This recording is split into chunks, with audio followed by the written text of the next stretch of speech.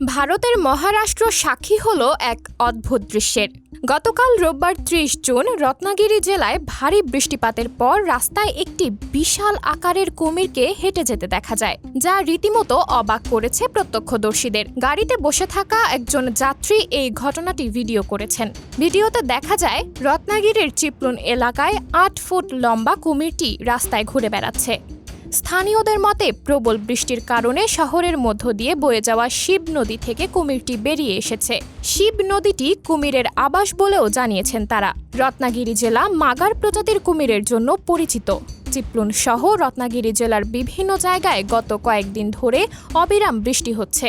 টানা বর্ষণে জেলার নদ নদীর পানিও বৃদ্ধি পেয়েছে। আবহাওয়া অধিদপ্তর জানিয়েছে, রত্নাগিরি জেলায় ২রা জুলাই পর্যন্ত চলবে বৃষ্টিপাত।